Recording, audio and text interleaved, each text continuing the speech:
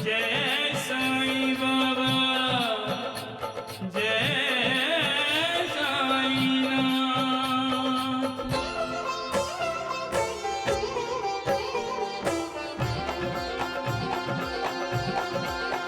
साईं राम साईं श्याम दुख भंजन तेरु नाम। साईं राम साईं श्याम दुख भंजन तेरो नाम। हे साईनाथ तेरे आने से, हे साईनाथ तेरे आने से हुआ धन्य ये धरती धाम धाम। साईं राम साईं श्याम दुख भंजन तेरु नाम। साईं राम साईं श्याम दुख भंजन तेरो नाम। सुख धाम धन धाम साईं राम साईं श्याम गुण धाम यश धाम। साईं राम साईं श्याम ओ भक्त वत्सल दीन बंधु बाबा तुझे प्रणाम। साईं बाबा तुझे प्रणाम, साईं बाबा तुझे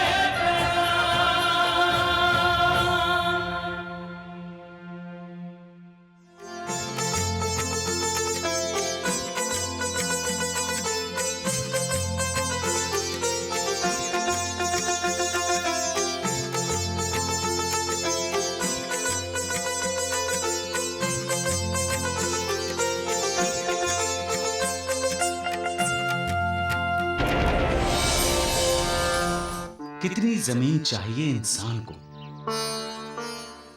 6 फुट, 7 फुट, लेकिन इंसान को 1000, 2000, 10,000 जितनी मिल जाए उतनी ही कम है। और उस जमीन के लिए वो क्या क्या नहीं करता।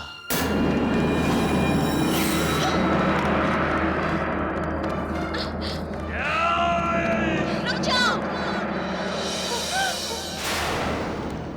मैं कब से ओम नमः शिवाय बोल रहा हूँ, कब से, फिर भी पैसा नहीं मिला। तुम्हें पैसा मिल जाए इसीलिए तो जाप करने को कहा है। तूने मंदिर के पैसे खाए हैं गोवर्धन, नर्क में जाएगा तू। अरे तुम लोग खड़े क्या हो, पकड़ो इसे। राक्षस, पैसों का भूखा।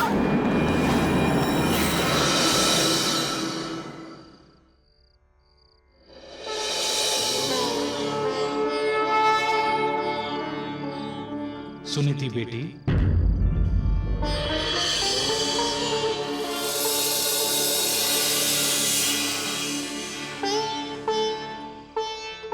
प्रणाम देवाधिदेव। कल्याणमस्तु।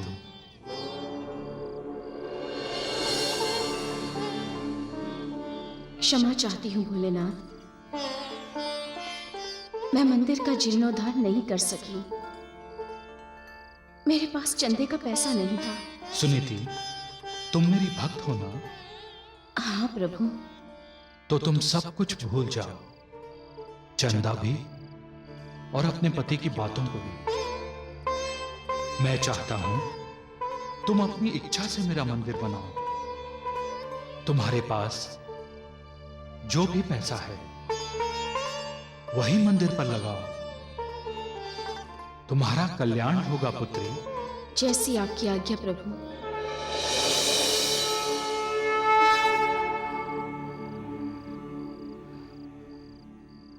मेरा पैसा? मेरे पास कहां से आएगा पैसा?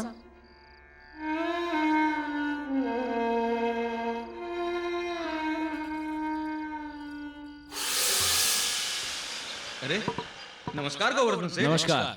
आपके घर से ही आ रहा हूँ। मेरे घर से? मेरे घर में आपको क्या काम था? भाभी जी ने बुलाया था मुझे। सुनीति ने? किस लिए? वो अपने सारे आभूषण बेचना चाहती हैं। क्या? गोवर्धन जी, मेरी बात का बुरा मत मानिए। अगर पैसों की इतनी ही जरूरत है तो मैं कर्जा देने के लिए तैयार हूँ। नहीं नहीं, अभी तक तो ऐसी कोई आवश्यकता नहीं पड़ी। अगर पड़ी तो आपको जरूर याद करूंगा। गोवर्धन ने कभी सोचा भी नहीं था कि सुनीति कभी गहने बेचने का सोचेगी। जो मन का साफ नहीं होता उसके मन में कुटिल विचार आते ही आते हैं। और गोवर्धन तो बेईमानी से दूसरों का पैसा हथियाने से भी हिचकिचाता नहीं था। वो भला अपने घर का जेवर बाहर जाने देता? वो सीधा सुनीति के पास गया और उसके जेवर सिर्फ 1000 रुपए में खरीद लिए। इतने सारे गहनों का सिर्फ 1000 रुपया? अरे ना ना ना भाग्यवान, मैं तुम्हें मंदिर के लिए जमीन का एक टुकड़ा भी तो दे रहा हूं ना। वो हमारी जमीन के साथ वाली जमीन है ना, तुम उस पर मंदिर बनवा लो। पर वो जमीन तो दुबकी की जमीन है ना? अरे ना भाग्यवान, वो दुबकी की थी। अब वो मेरी जमीन है। लेकिन वो जमीन बंजर है। अरे तुम्हें खेती करनी है क्या? मंदिर ही बनवाना है ना? मंदिर के लिए ठीक है वो। गोवर्धन ने अपनी पत्नी के साथ विश्वासघात किया। जो भगवान को धोखा दे सकता है वो सबको धोखा दे सकता है। लेकिन सुनीति सच्चे दिल से, भक्ति से शिव जी का मंदिर बनवाना चाहती थी। उसने वो जमीन मंदिर के पुजारी को दान कर दी। और एक दिन भयंकर तूफान आया।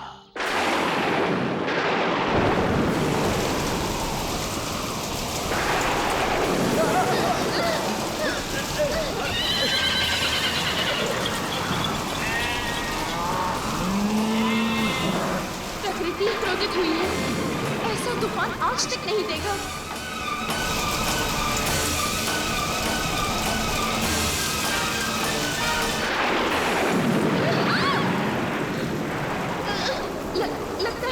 लगता है कहीं बिजली गिरी है।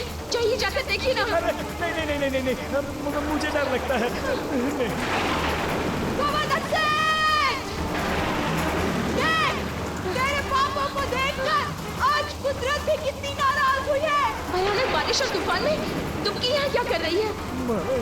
आओ देखें। मंदिर के पैसों से रोक सकता है तो इस तूफान को रोक ले। नहीं रोक पाएगा तू। अरे मेरी जमीन भी तुझे हजम नहीं होगी। भगवान तुझे दंड देगा। बहुत नाराज है तुझ पर। देख देख, ये सब उसका गुस्सा है गोवर्धन।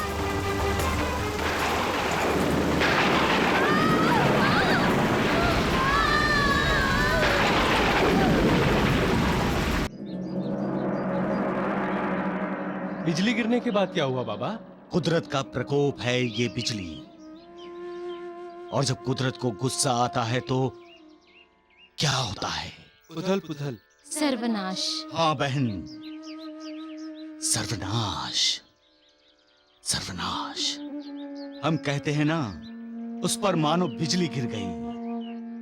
तो बिजली गिरने का मतलब है बहुत बड़े संकट में फंस जाना। यहां तो गोवर्धन, सुनीति और दुबकी पर बिजली ऐसे गिरी कि उनके प्राण ही चले गए। पैसा पैसा पैसा करने वाला गोवर्धन सारा पैसा इस दुनिया में छोड़कर हमेशा हमेशा के लिए चला गया। इसीलिए कहता हूं, इंसान अकेला इस दुनिया में आता है और अकेला ही यहां से चला जाता है।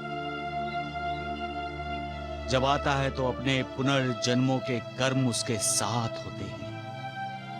उन कर्मों के भोग भोग कर वो इस संसार से चला जाता है, सारी जमीन जायदाद, धन दौलत सब यहीं छोड़कर। तो फिर ऐसी चीजों के पीछे वो लगता ही क्यों है? बाबा, शैतान भगवान के दर्शन करके बाहर आ रहे हैं। बाबा, द्वारकानाथ जैसे कृतज्ञ और पापी इस दुनिया में दूसरा कोई नहीं होगा। सगुन! द्वारकानाथ जी, बाबा, मैं तो कहता हूँ इनकी तलाशी लो। मंदिर के चढ़ावे के सारे पैसे इन्होंने चोरी कर लिए होंगे। अरे सगुन अन्ना, आप तो अंतर्यामी हैं। अरे राम राम राम। वैद्य ढूंढू महाराज, लगता है आपके दोनों पैरों में बहुत दर्द है। आपको 4 कंधों में उठाकर लेकर जाना पड़ेगा। क्यों? जी इसके लिए तो 3 ही काफी है। नहीं नहीं, मैं बिल्कुल ठीक हूँ, स्वस्थ हूँ, साईं बाबा की कृपा से। आपने आस्तीन में सांप पाल रखा है, सांप कभी भी डस लेगा। सांप नहीं, अजगर अजगर। वैद्य जी, अपने आप को संभालिए, ये अजगर आपको पूरा निगल लेगा। मैं जानता हूँ साईं, ये सगुन नहीं तुम बोल रहे हो। द्वारिकानाथ जी, मैं तो किसी की निंदा करने के हक में नहीं हूँ। देख लूंगा तुम्हें साईं, देख लूंगा। समय है तो अभी दर्शन कर लो द्वारिकानाथ जी। हैदराबादी चुप। एक पागल के पीछे 100 पागल। द्वारकानाथ जी, 101 नंबर का पागल वो देखिए। छोड़िए ना द्वारकानाथ जी। तुम्हारी बिरादरी का है, संभाल के रख लेना, दहेज में मिला होगा। प्रणाम। खुश रहो। बोलो पुंडलिक वरदा, ज्ञान देव, महादेव शिव शंकर की, शिव शंकर की।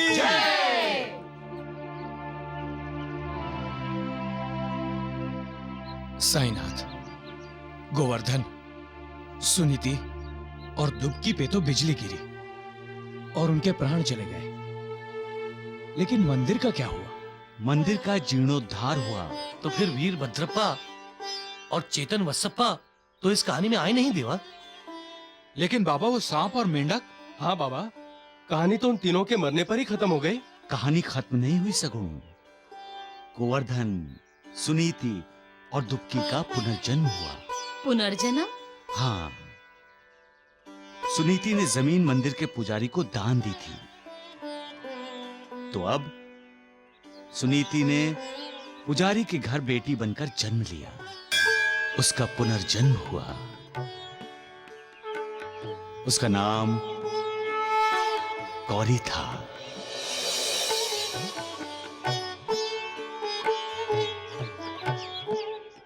गौरी बेटी, तुम पर शिव जी की कृपा सदा बनी रहे, तुम्हारा कल्याण हो। दुबकी का भी पुनर्जन्म हुआ, लेकिन औरत बनकर नहीं, मर्द बनकर। मंदिर के सेवक के घर में पैदा हुई। उसका नाम था चेतन वासप्पा। ओम नमः शिवाय। चेतन वासप्पा शिव जी का बहुत बड़ा भक्त था। एक दिन वो शिव जी की भक्ति कर रहा था। एक नवयुवक सामने आया उसके।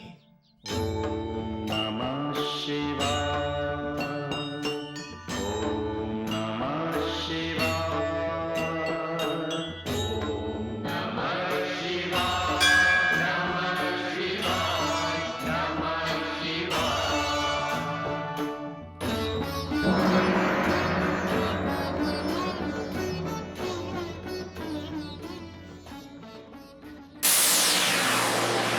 ए, क्या कर रहे हो? बाहर जाओ, जाओ बाहर। पर क्यों बाहर जाऊं? मैं शिव जी के दर्शन करने आया हूँ। चप्पल पहनकर भगवान के घर में आते हैं क्या? जाओ चप्पल बाहर उतार कर आओ।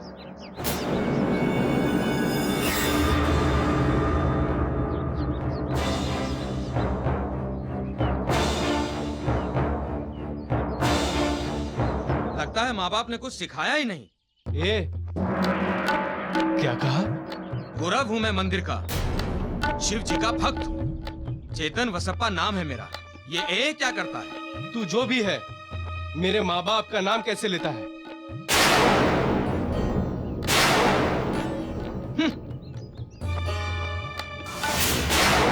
पहली मुलाकात में पूर्व जन्म की दुश्मनी ने अपनी शुरुआत कर दी। चेतन वसप्पा पिछले जन्म में तुबकी था ना बाबा? हाँ, और वीरभद्रप्पा गोवर्धन था। हमारे पूर्व जन्म के कर्मों का साया हमारे नए जन्म पर पड़ता ही पड़ता है, क्योंकि हम अपने कर्मों को लेकर ही नया जन्म लेते हैं। उन कर्मों से छुटकारा नहीं मिलता। हमने पिछले जन्म में जिसका बुरा किया है वो नए जन्म में हमारा बुरा करने के लिए जन्म लेगा ही लेगा।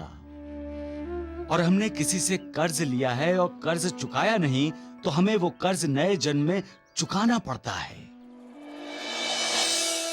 बाबा, पिछले जन्म में गोवर्धन ने दुबकी पर बड़े अन्याय किए थे ना, इसीलिए अब नए जन्म में दुबकी चेतन वसपा बन गई है।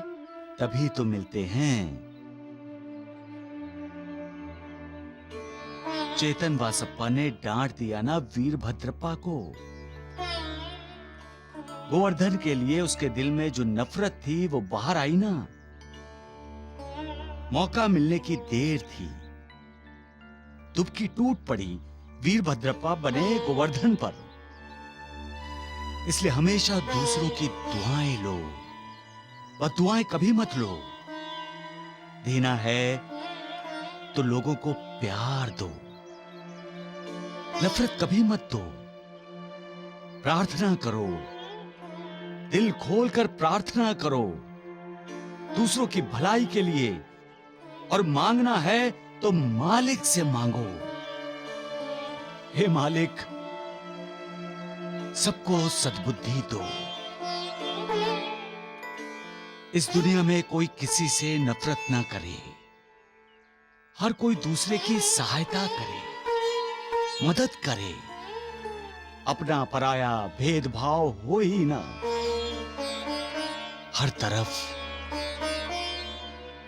शांति ही शांति हो। भोलेनाथ शिव शंकर की। पुजारी को गौरी की चिंता लगी रहती थी।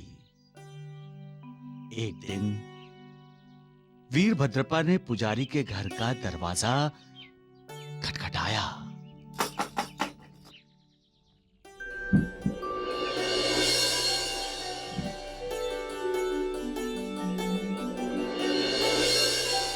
कौन चाहिए आपको? जी वो पुजारी जी हैं घर पर? पिताजी मंदिर के कामकाज के लिए गांव में गए हैं, आते ही होंगे। आप? मैं आटा आटा? आपके मुंह पर, आपके बालों पर।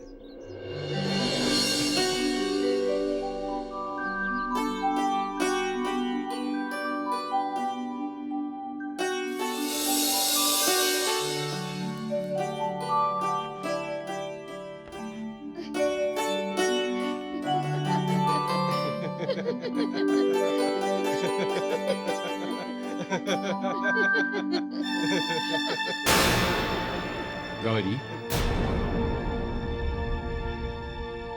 कौन है ये? आटा। वीरभद्रप्पा। आटा या वीरभद्रप्पा? क्या पागलों की तरह हंसे जा रहे हो वीरभद्रप्पा? और गौरी, तुम भी किसी पराये के साथ ऐसे खुलकर क्यों हंस रही हो? चेतन वसप्पा, तुम्हारी यही आदत मुझे पसंद नहीं। तुम एकदम से दिल तोड़ देते हो। बाद में दिल टूटने से अच्छा है पहले ही टूट जाए। अरे क्यों दिल टूटेगा उसका? ये बाप है ना उसका भी जिंदा। अपनी गौरी का दिल नहीं टूटने दूंगा मैं। अरे तुम कहां जा रहे हो? बताओ तो सही, क्यों आए थे? कहां से आए हो? पुजारी जी, मुझे पता चला है आप किराए पर कमरा देना चाहते हैं। मैं अकेला हूं, मुझे कमरा चाहिए। नहीं नहीं, ये लड़का ठीक नहीं लगता मुझे पुजारी जी। ये शक्ल से ही ठग लगता है। जरूर इसने कईयों को लूटा होगा। किसी की जमीन हड़प की होगी, किसी के पैसे लेकर मुकर गया होगा। तुम कुछ भी बोलते हो चेतन वसप्पा। मुझे तो ये लड़का भला लगता है। वीरभद्रप्पा, तुम कल आ जाओ और कमरा देख लो। अरे धन्यवाद। अच्छे संस्कार किए हैं तुम पर तुम्हारे माता पिता ने। पुजारी जी, पहले लोग पैर छूते हैं, उसके बाद पैर पकड़कर घसीट लेते हैं।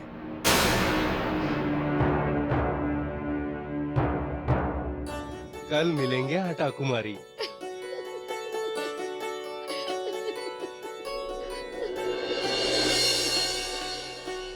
मैं हमेशा कहता हूं कि पूर्व जन्मों के संबंधों के कारण ही हम इस जन्म में एक दूसरे से मिलते हैं, एक दूसरे के करीब आते हैं।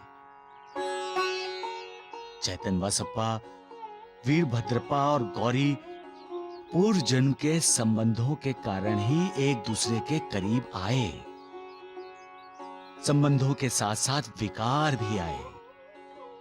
चैतन वसप्पा और वीरभद्रप्पा एक दूसरे से नफरत कर रहे थे और गौरी वीरभद्रप्पा में पहली मुलाकात में नाजुक संबंध बन गया था।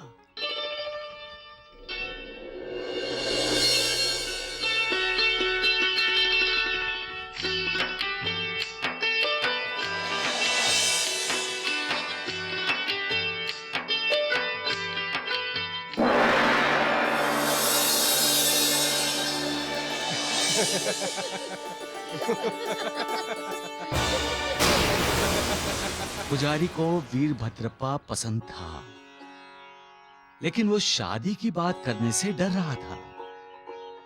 एक दिन मंदिर की दान पेटी खोलकर चैतन वसप्पा और पुजारी भक्तों द्वारा मंदिर को दान किए गए पैसे गिन रहे थे।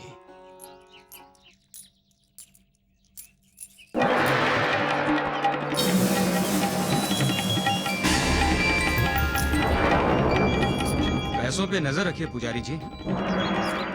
दान पेटी को एक बहुत बड़ा ताला लगाइए। पता नहीं कल कौन चोर डाका डाल दे।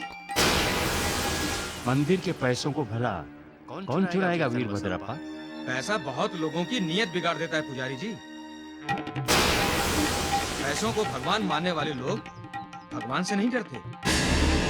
उनका बस चले तो वो उनके वस्त्र और आभूषण तक चुरा ले जाएं। पूर्व जन्मों की दुश्मनी इस जन्म में भी वीरभद्रप्पा और चैतन वसप्पा का पीछा नहीं छोड़ रही थी।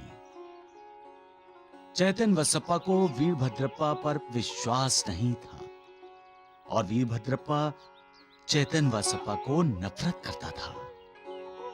वीरभद्रप्पा स्वार्थी था। मंदिर के पैसे देखकर उसकी बुद्धि भ्रष्ट हो गई थी।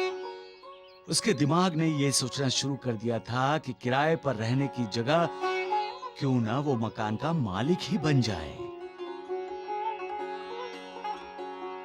पैसे का लालच अच्छे अच्छों की सोच बिगाड़ देता है। पैसे आते ही कमजोर से कमजोर इंसान भी अपने आप को ताकतवर समझने लगता है। इसलिए तो जिसके पास पैसे हैं वो इंसान कितना भी आशक्त हो, उसके सामने सशक्त इंसान भी झुकता है। पैसे के नशे में कई लोग अपनी विवेक बुद्धि खो बैठते हैं और ऐसा अविचार कर बैठते हैं जिससे उसके पापों की राशि बढ़ जाती है। किसी को संगीत मधुर लगता है, किसी को मालिक का भजन अच्छा लगता है, कोई बांसुरी के सुर का मतवाला होता है, किसी को ढोलक की थाप अच्छी लगती है। लेकिन जो पैसों की पूजा करते हैं उनके लिए पैसे की छन छन ही सबसे मधुर संगीत है। ऐसे लोगों का मित्र, भाई, संबंधी, रिश्तेदार, यहाँ तक कि भगवान भी पैसा ही होता है। वीरभद्रप्पा ऐसे लोगों में से एक था। एक दिन सभी पुजारी जी के घर बैठे थे। पुजारी जी, मौसी ने मुझे गौरी के लिए एक लड़का बताया है।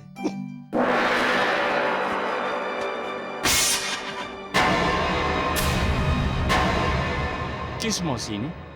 पड़ोस की मौसी ने। वो आपसे मिलने भी आई थी।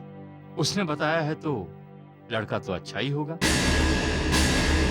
होना ही चाहिए पुजारी जी, क्योंकि आज तक मौसी ने जिन जिन के लिए लड़की या लड़के के रिश्ते लाए हैं, सब के सब सुखी गृहस्थ जीवन बिता रहे हैं। मैं भी तो अपनी बेटी की सुखी गृहस्थी देखना चाहता हूँ। तो फिर मौसी से पूछ के आप लड़के के बारे में पूरी जानकारी हासिल कीजिए।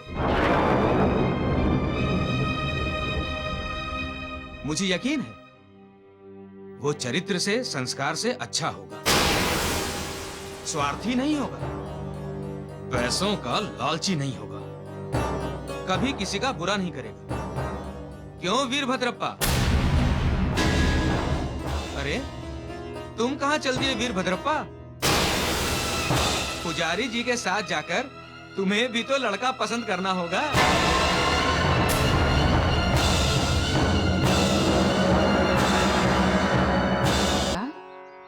गौरी का विवाह दूसरे लड़के से हो गया?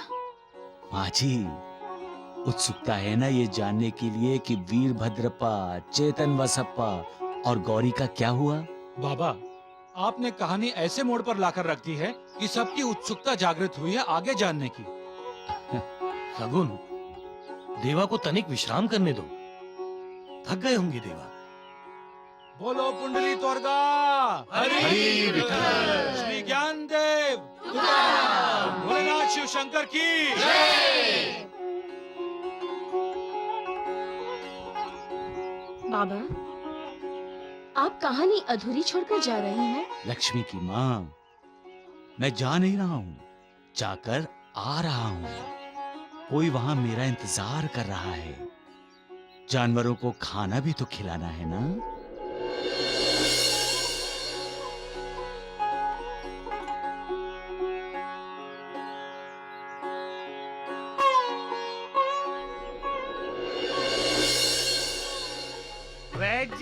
वैद जी आ गए आपके वैदराज जी, धोंडू जी महाराज। धोंडिया, मेरे नाम का जप क्यों हो रहा है ये तू बताएगा?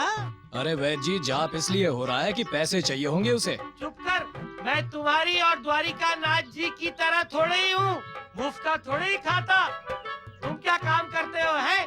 डंडा पकड़कर खम्भे की तरह खड़े रहते हो, और तुम्हारे ये गणपत हलवाई बैठे बैठे खाते रहते हैं। अरे शुक्र करो, पिछले जन्म में पुण्य किए हैं, जो इस जन्म में भाग्य रेखा तुम पर प्रसन्न हो गई। अरे धोंडिया, चिंता मत कर, तेरी भी भाग्य रेखा बदलने वाली है। मैं जानता था वैद जी, आप मुझ पर प्रसन्न होंगे। तो चलिए शिव जी के मंदिर चलते हैं, वहाँ साईं बाबा कहानी सुना रहे हैं, चलकर कहानी सुनते हैं। चलिए। वैद जी, आज तो आप जीवा जी के हाथ से लाठी लेके इसे कहानी सुना ही दीजिए। बहुत दिनों से ये उस ढोंगी साईं का गुणगान कर रहा है। बिल्कुल। अरे तो आप क्या चाहते हैं, मैं आपके गुणगान गाऊं? गाँव वालों को बता दूं, आपने सुकन्या का हाथ पकड़ा था और उमाकांत ने आपकी लाठियों से, लातों से धुलाई की थी। बता दूं सबको। सुनो जी। अरे राम राम राम राम, अरे मत खोलो अपना मुंह, मत खोलो धोंडिया। वैद जी, आप भी है ना? ठीक, मैं आपको स्वर्गवासी बनाना चाहता हूँ। क्या? मेरा मतलब, मैं आपको भगवान के समीप ले जाना चाहता हूँ, लेकिन आप शैतान के समीप रहना चाहते हैं। मैं चाहता हूँ आप स्वर्ग में विहार करें, लेकिन आप द्वारिका नाथ जी के साथ नर्क में आनंद उठाना चाहते हैं। नर्क में? जी, आपका ये चेला आपको स्वर्ग की बजाय नर्क भेज रहा है। सत्य कहा आपने धोंडिया। अब तेरी नर्क में क्या दशा होती है, इसका मजा मैं तुझे अभी चखा देता हूँ। खैर, ला इधर, ला डंडा।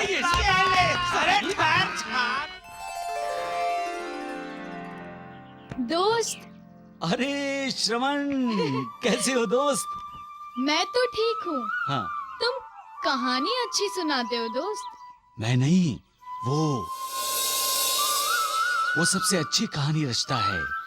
वो सर्वश्रेष्ठ रचनाकार है, वो सर्वश्रेष्ठ कहानीकार है, वो सबसे बड़ा सर्वश्रेष्ठ कथाकार भी है। मेरी दादी भी तुम्हारी तरह कहानियाँ सुनाती थी। उनकी कहानियाँ कभी खत्म ही नहीं होती थी, एक कहानी से दूसरी कहानी शुरू हो जाती थी। वो मालिक भी ऐसी ही कहानी रचता है। उसकी एक कहानी में कई कहानियाँ होती हैं। मालिक सबका परदादा है। लेकिन एक बात मेरी समझ में नहीं आई। कौन सी बात? ये गांव वाले तुम्हारी बातों पर यकीन कैसे कर लेते हैं? क्यों क्यों? तुम्हें ऐसा क्यों लगा? लगता है इन्होंने तुम्हें पहले कभी आसमान से बातें करते नहीं देखा होगा। चुप चुप चुप, धीरे धीरे बोलो। हाँ, हाँ। ये गांव वाले भी तुम्हारी तरह पागल है लगता है। जोर से नहीं, चलो चलो चलो, यहाँ से चलते हैं। चलो आ जाओ आ जाओ। तो पीर के साथ सब चले गए। अरे धेनु, मैं आ गया, तुम्हारे लिए खाना लेकर आया हूँ। पता है आज तुम्हारी पसंद का है। ये देखो लड्डू। तुम इनकी भाषा जानते हो? हाँ, तो बताओ, अभी ये तुमसे क्या बोल रही थी? ये बोल रही थी कि श्रवण हमें घूर घूर कर क्यों देख रहा है। इसे भूख लगी तो इसे भी लड्डू खिलाओ। लो लड्डू खाओ। हाँ? तुम भी खाओ, तुम ऐसे क्या देख रही हो? सबका मालिक एक।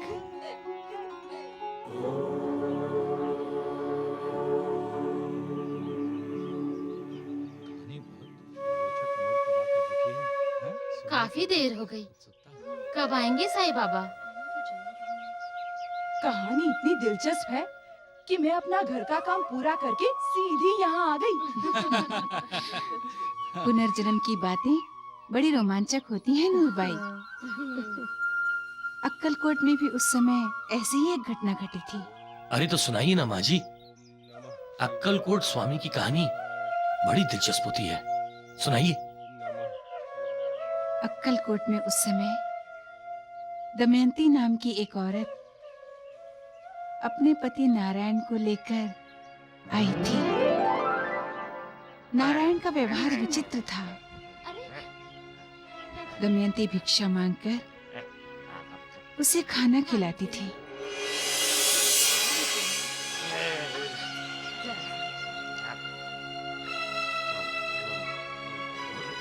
भाई साहब इधर आइए।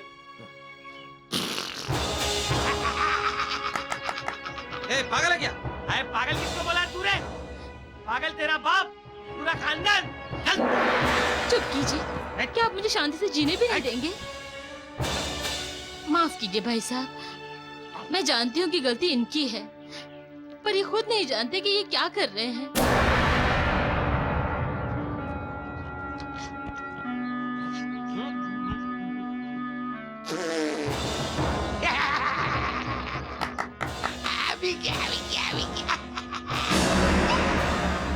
क्या गुस्से से देखता है तू मेरी तरफ?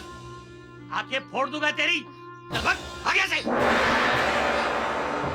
क्षमा कीजिए भाई साहब, इनका दिमाग ठिकाने पर नहीं है।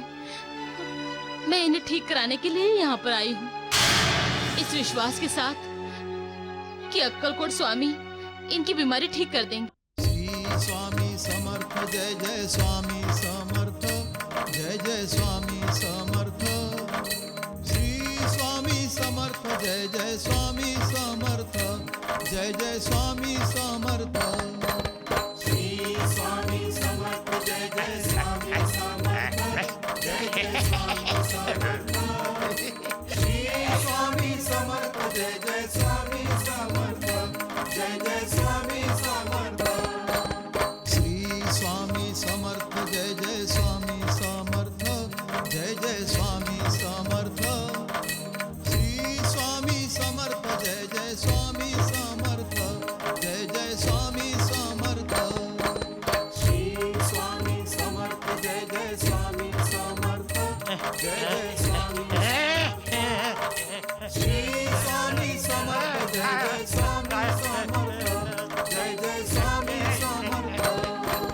श्री स्वामी समर्थ, जय जय स्वामी समर्थ, जय जय स्वामी समर्थ। नारायण स्वामी समर्थ के दिव्य स्वरूप से डरता था। जब दमयंती उसे लेकर आरती में आती थी तो वो आरती भी नहीं सुनना चाहता था। दमयंती रोज उसे आरती में लेकर आती थी, पर वो स्वामी समर्थ को देखकर भाग जाता था। एक दिन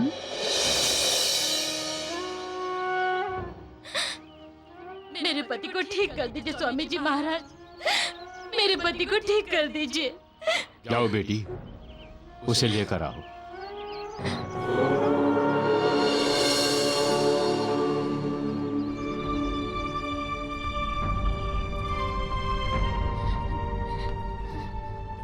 छोड़ मुझे, छोड़। नहीं छोड़ूंगी, स्वामी जी महाराज आपको बुला रहे हैं। नहीं आना है, नहीं आना है मुझे। आपको चलना ही पड़ेगा, आइए। मैं स्वामी जी का तेज बर्दाश्त नहीं कर सकता। मुझे ऐसा लग रहा है स्वामी महाराज जला देंगे मुझे। मुझे वहां नहीं जाना है, छोड़ मुझे। इधर आओ।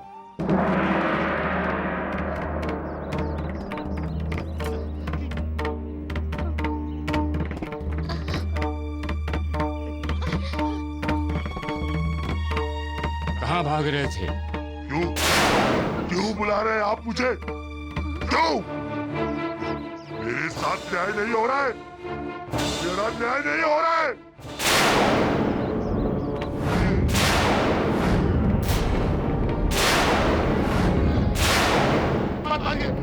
मत मारिए मुझे। रो क्यों रहे हो? आप मुझे मार क्यों रहे हैं? छोड़ दो इसे, छोड़ दो इसे। नहीं छोड़ूंगा इसे।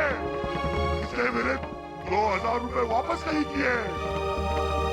मैंने इसे आत्महत्या करके पकड़ा है।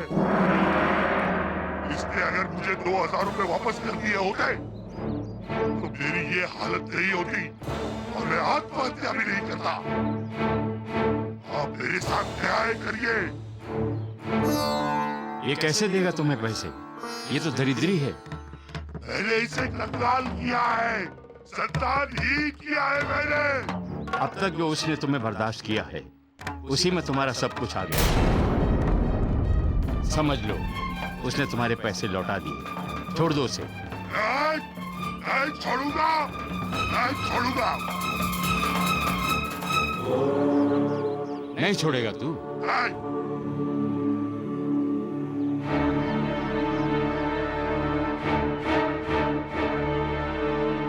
चिन्मैया, भेजो इसे।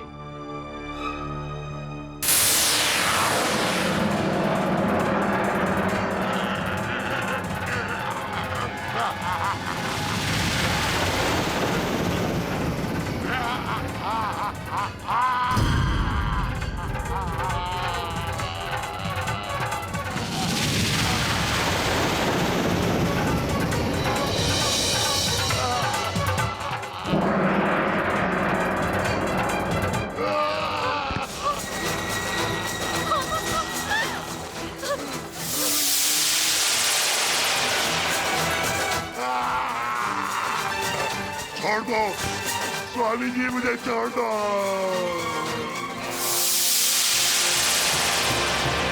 छोड़ दो, मैं फिर कभी नारायण को परेशान नहीं करूंगा।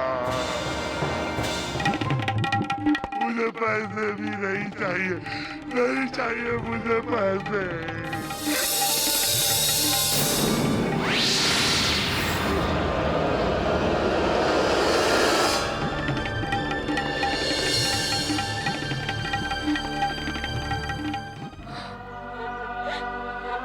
स्वामी जी, इन्हें ठीक कर दीजिए स्वामी जी, इनकी रक्षा कीजिए स्वामी जी। अब इसकी रक्षा करने की कोई आवश्यकता नहीं, ये अब एकदम ठीक हो गया। श्री स्वामी समर्थ जय जय स्वामी समर्थ, जय जय स्वामी समर्थ। श्री स्वामी समर्थ जय जय स्वामी समर्थ, जय जय स्वामी समर्थ। श्री स्वामी समर्थ जय जय स्वामी समर्थ, जय जय स्वामी समर्थ। श्री स्वामी समर्थ जय जय स्वामी समर्थ, जय जय स्वामी समर्थ।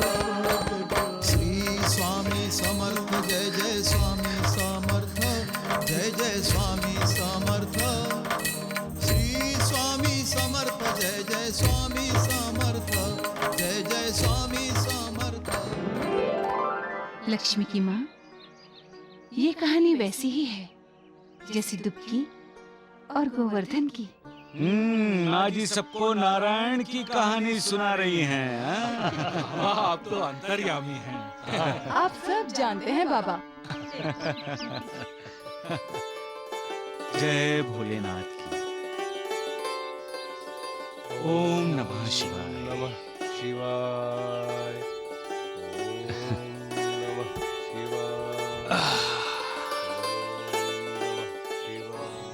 नारायण ने अपने पूर्व जन्म में किसी के 2000 रुपए नहीं लौटाए थे। उसके पूर्व जन्म के कर्म इस जन्म में भी उसका साथ दे रहे थे। उन कर्मों के कारण नारायण परेशान होता था। पाप उसका पीछा नहीं छोड़ रहा था। उसे कर्म फल भुगतना पड़ रहा था। एक ही नारायण में दो नारायण जी रहे थे, एक पूर्व जन्म का, एक इस जन्म का। पूर्व जन्म का नारायण इस जन्म के नारायण को तकलीफ दे रहा था। इससे परेशान होकर नारायण दूसरों को तकलीफ दे रहा था। जब वो ईश्वरीय शक्ति की शरण में गया तब उसे पापों से मुक्ति मिली। ऐसे लोगों को तुरंत दूसरे लोग कहने लगते हैं कि इसे पिशाचों ने घेरा है। ये हमारे खुद के बुरे कर्म होते हैं जो हमें पिशाचों की तरह डराते रहते हैं। इसलिए फिर से कहता हूं कि अच्छे कर्म करो, करते रहो, लोगों की दुआएं लो, लेते रहो, कभी किसी की बद्दुआएं मत लो। बाबा, मैं द्वारकानाथ को बोलकर आऊं? बोलो हरि विठल, हरि विठल, ध्यान दे, भोलेनाथ शिव शंकर की जय।